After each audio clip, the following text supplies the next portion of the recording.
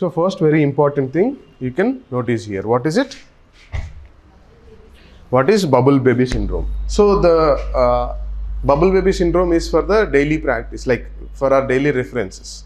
But the actual name or the actual thing about bubble baby syndrome is severe combined immunodeficiency syndrome. Severe combined immunodeficiency syndrome. So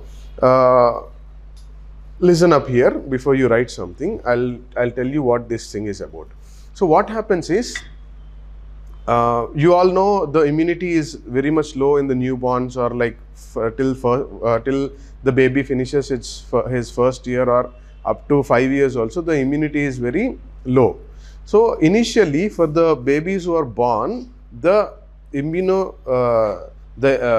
system develops in the bone marrow. Remember that the immune system develops in the bone marrow. You know the bone marrow, no? Like everything. So because of that,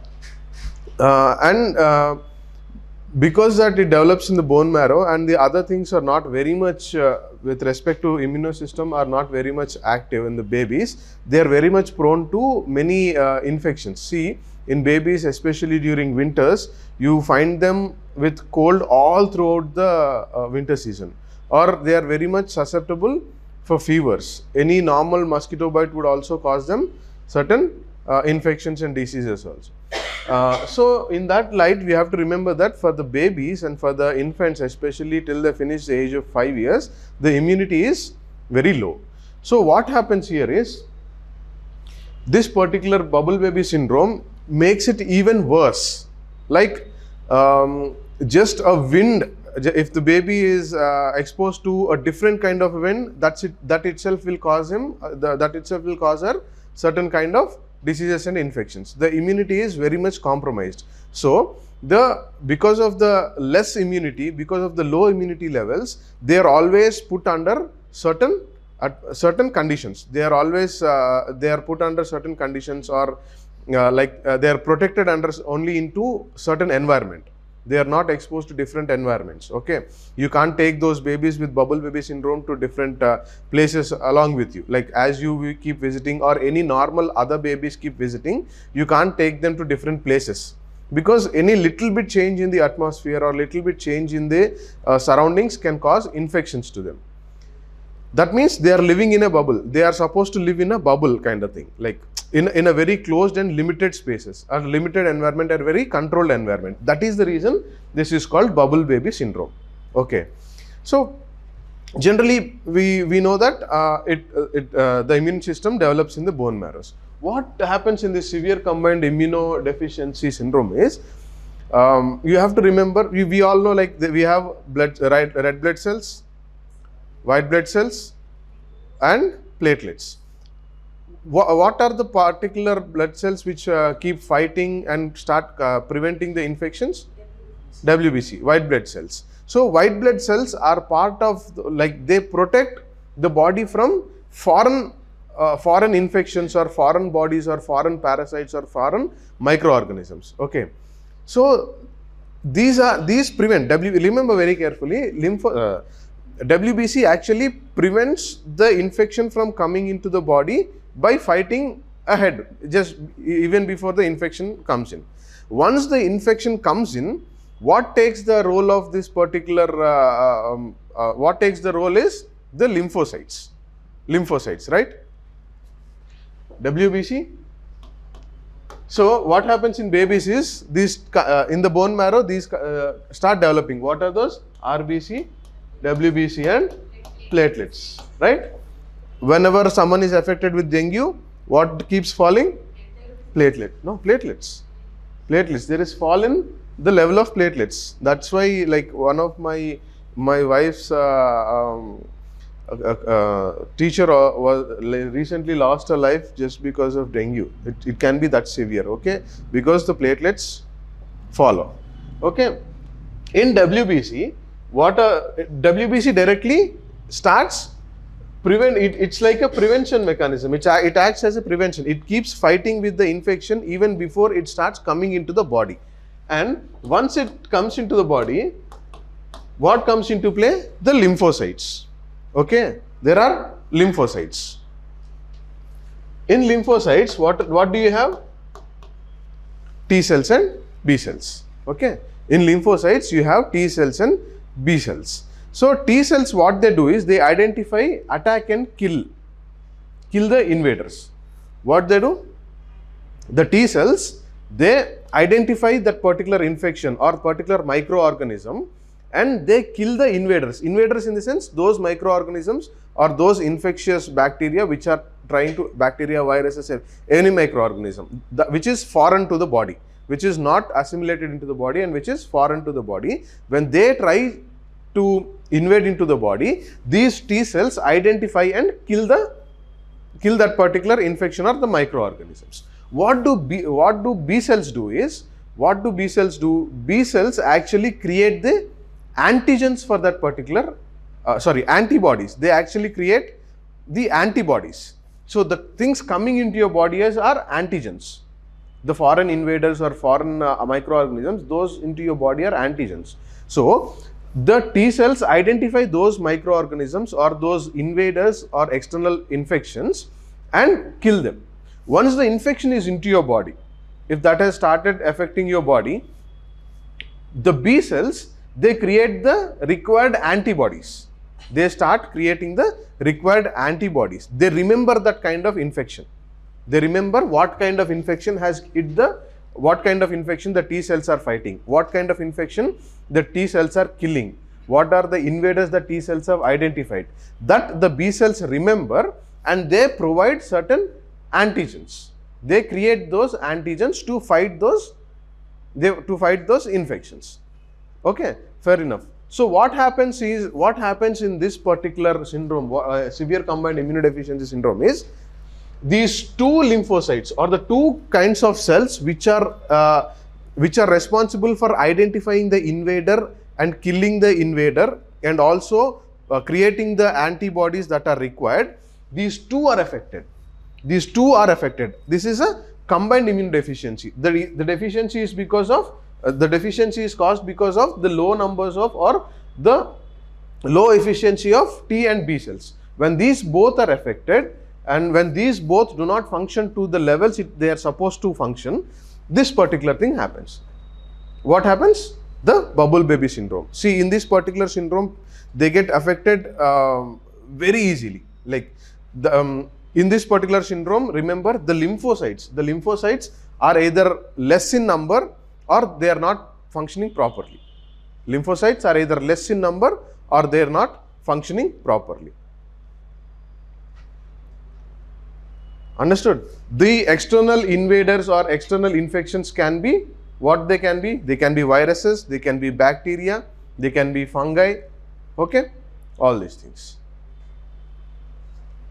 So in our daily atmosphere, like if you just start walking from Umesh Chandra statue and till the Satyam theatre, you may be encountering some lakhs and crores of infections and microorganisms. But why that doesn't affect our body is because our immune system.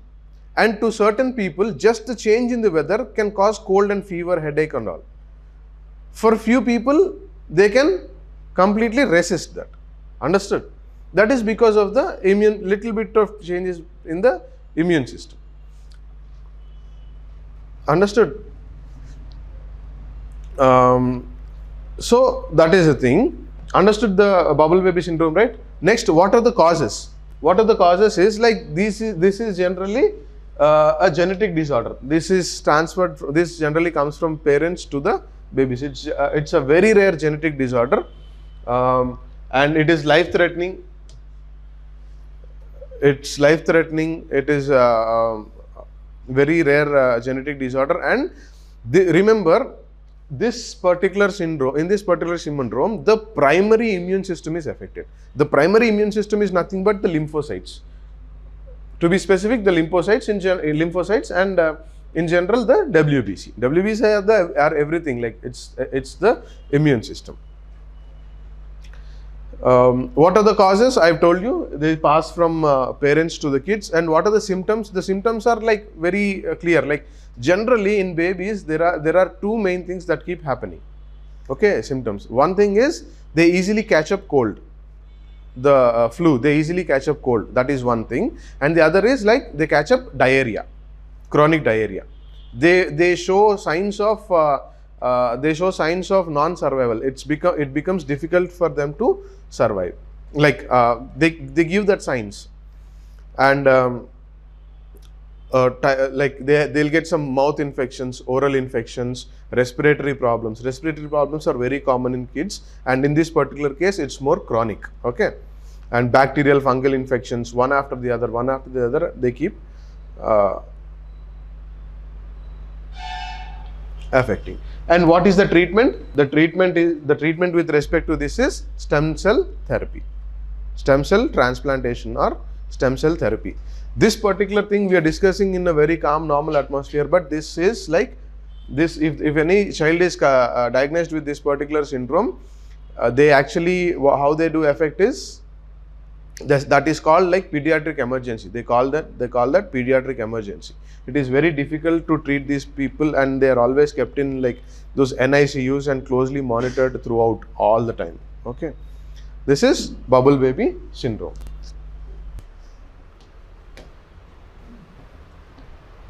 Because see, understood, no? Developing baby immune system, they are developed in bone marrow. I've explained everything. Understood? This is like whatever I told, I just wrote it in 3 words, like 3 keywords. Stem cells can develop in any 3 different types, like all these things, in 3 types of basic cells. Okay, bubble baby syndrome.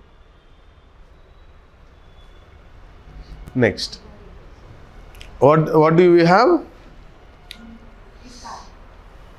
This is with respect to, no, those are electronic Supreme Court records. Electronic Supreme Court records. Okay. So what are these electronic Supreme Court records? Okay, one thing I forgot to tell is like why that particular bubble baby syndrome is in news is recently a 9-month-old girl has underwent bone marrow transplantation for the treatment of bubble baby syndrome in Mumbai. That is.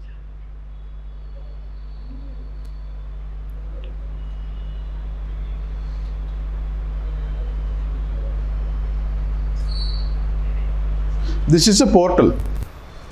ESCR is a portal where at the start of January 2023, like the purpose is like converting all the documents and all the judgments or all the apex courts judgments into different into electronic form. Okay, digital version, creating their digital version. This was initiated by Supreme Court, apex courts only apex courts judgments. See, ESCR, Supreme Court, like it is there in the name. It is only with respect to Supreme Court records. We have to remember, because the abbreviation itself tells that ESCR, Supreme Court records. It's a portal. Remember, it's a portal. It's a portal. Okay, where you have the digital versions of Supreme Court judgments. Though they started converting at the start of January 2023, by the end of January 2023, at the start of January 2023, somewhere around 2000 odd judgments were digitalized. By the end, there were around 30,000 rulings were digitalized. Like they're making a digital grid of it. So in this particular, what particular organization has developed this engine, this particular portal? National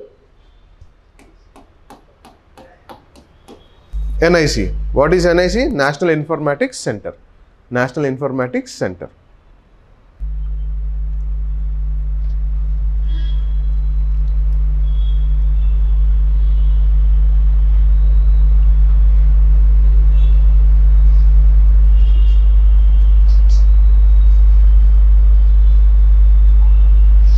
Okay.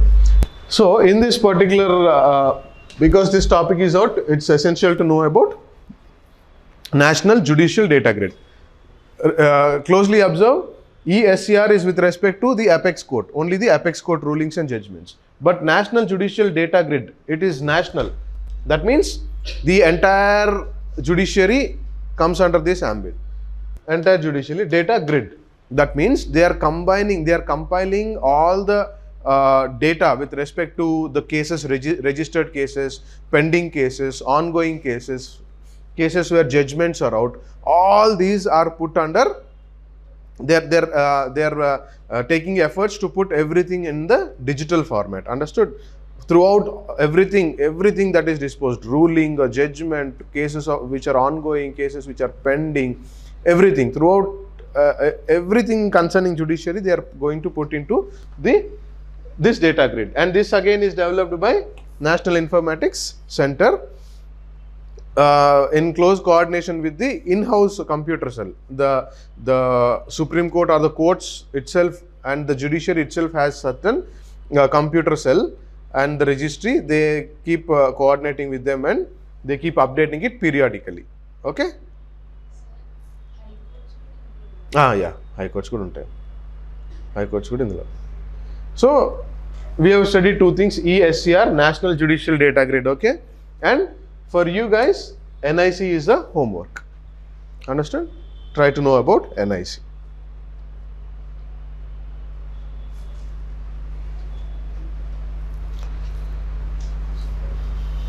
Okay, that is about this. Next topic: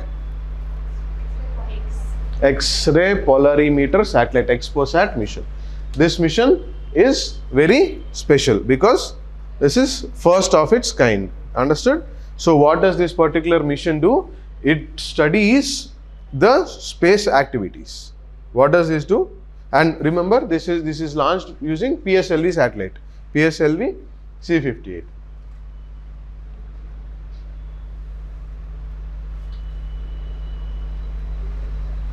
So, three keywords here. What are the three keywords? Sorry, space polarization measurement of X-ray emission from celestial sources. Understood? And this mission is the first of its kind for India. India is sending its first dedicated scientific study satellite. You can write the entire this thing, or if you have reached that level of memorizing with respect to the keywords, you can write it them. So, understood guys? Three things. Space polarization, that means there is certain amount of polarization that has been happening in the space. What kind of polarization is happening with respect to which rays? X-rays. The polarization is happening with respect to X-rays. And who are releasing these X-rays? What are releasing these X-rays? The celestial sources. Three keywords. The definition is done. Understood?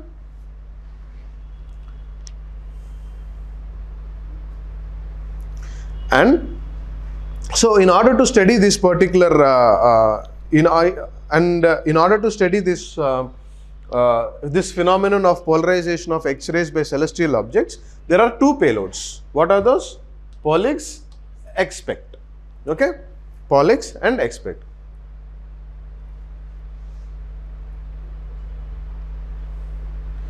Polix is the study for the observation of X-ray, observation of certain energy band of 8 to 30 keV. This particular energy band is this particular it makes these observations.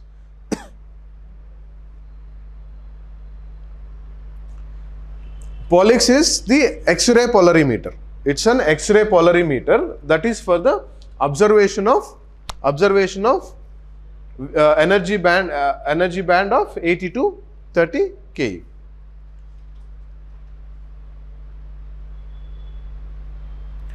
And expect is X-ray spectroscopy and timing payload, which is on board XPOSat. Two keywords again here. It's a timing payload and X-ray spectroscopy. Polix is for the observation of the energy band, and expect is for the it's a timing payload for X-ray spectroscopy. Understood?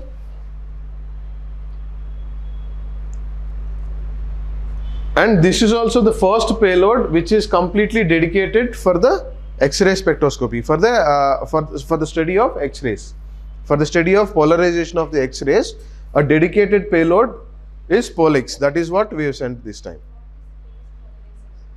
Space polarization. Simply, polarization is nothing but, see, in a magnet we have north pole and south pole.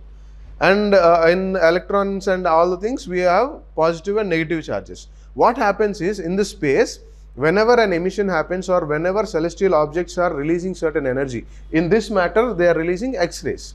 That means they have a positive and negative things. They have certain, you can say, electrons or protons or whatever it is. They have certain charges. Whenever they release something, they release certain charged particles or certain charges. Those charges or these rays have positive and negative. Whenever magnetic rays are concerned, they have north and south pole. So these charges, these polarizations, you call these as polarization, two different poles. So how this polarization happens, how these celestial objects are actually releasing these polarized rays is called, that is studied here. And remember, polix is developed by Raman Research Institute in coordination with U.R. Rao Space Center. Okay, it is developed by Raman Research Institute, and U.R. Rao Space Center. What is the 80 to 30 kg? That is the energy band. That is the energy band. The energy band where the polix observations do happen. Like this particular payload, you have this payload, right? X-ray polarimeter, polix, understood? That is, that makes the observations of an energy band. This is a band, like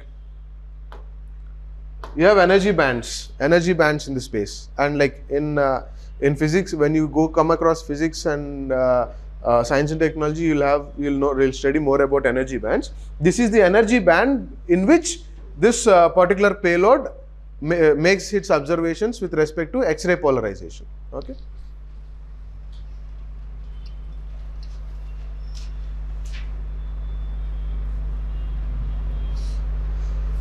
Understood, guys? Next topic.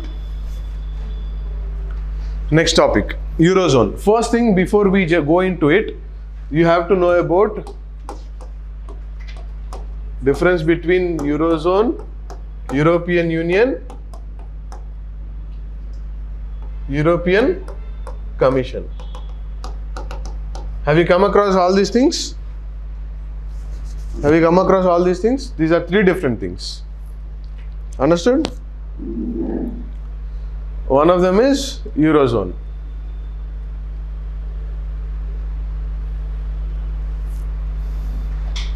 So Eurozone is, why this is in news is because there are certain statistics or certain data released with respect to the economy of Eurozone, and they said that the growth in the Eurozone is going to be very modest, like not too much of growth, very modest, in spite of growing incomes, higher incomes. The growth is going to be modest, but this is important. Eurozone, European Union, European Commission. Remember, Eurozone is a geographic and economic region. The categorization of countries into this particular Eurozone is based on the geographic and economy of those particular regions. But European Union is a political concept. European Commission will discuss that. I'll tell you. So Eurozone is geographical and economic region that consists of countries that are in European Union. So I have to tell you, European Union, few countries in European Union are in Eurozone. Understood? I'll draw it very clearly again.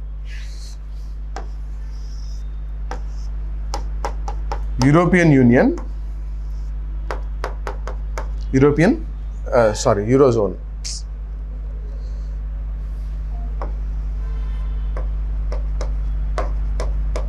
Understood? That means for the countries that are in European Union to be part of Eurozone, they have to satisfy certain criteria. Understood? So before we see all those things, like, so what is this criteria about? What are those criteria? What are in the criteria that that makes the members of EU into Eurozone is given in this treaty, Maastricht Treaty of 1992. In the Maastricht Treaty of 1992, what happened? They gave certain guidelines or certain, they drafted certain criteria for those European Union countries to be part of Eurozone. That is given in Maastricht Treaty in 1992. I have given it very clearly. See, not all European Union nations participate in Eurozone. Some opt for their own currency and maintain financial independence. So what is the thing you have observed here? All the European Union countries do not have euro as their currency. Few countries in European Union have their own currencies, while those in European zone use euro as their currency. All the countries in Eurozone use euro as their currency. Clear, guys? Clear? The differentiation is very clear, right?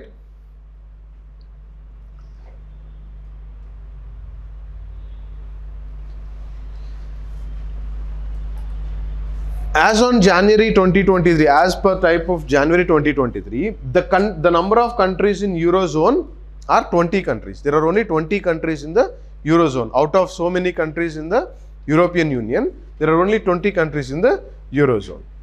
Understood?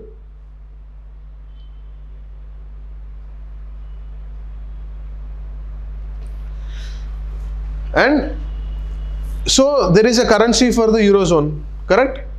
For the Eurozone, the currency is euro. Whenever there is a currency and whenever we have countries which are functioning properly based on democracy or some proper way of functioning, you have a regulator. Someone has to regulate the euro, right? Who regulates the euro? European Central Bank. European Central Bank regulates the euro, which is the currency of Eurozone.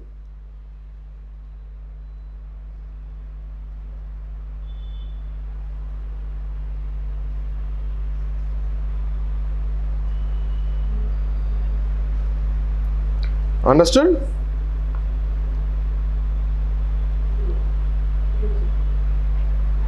So what would be the criteria for those European Union countries to become part of Eurozone is like something related to the finances of that country. So they have to maintain certain amount of price stability and certain financial, certain amount of sound public finances. Public finances they have to maintain. They have to have a proper price stability and the exchange rate stability. All these things are considered and of that particular country, and they are admitted into Eurozone with respect to those mentioned in the Maastricht Treaty of 1992. Understood? Clear? Chalo. Next topic, okay? European Commission homework. Do it homework because you understood the differentiation between two things. You work on this, you will understand it between the three.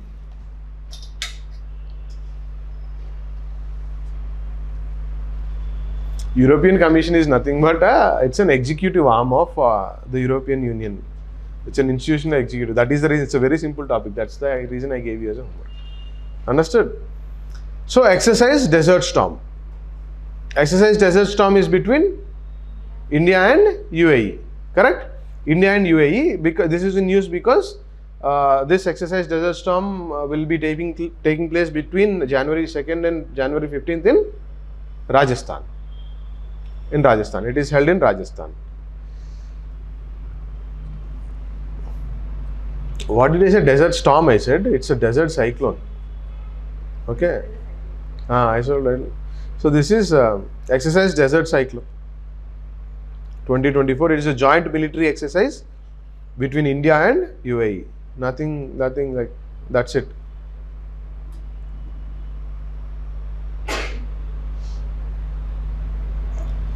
And exercise Zayed Talwar, because this is in news. Zayed Talwar. Zayed Talwar. This is naval exercise. It's a bilateral naval exercise with UAE.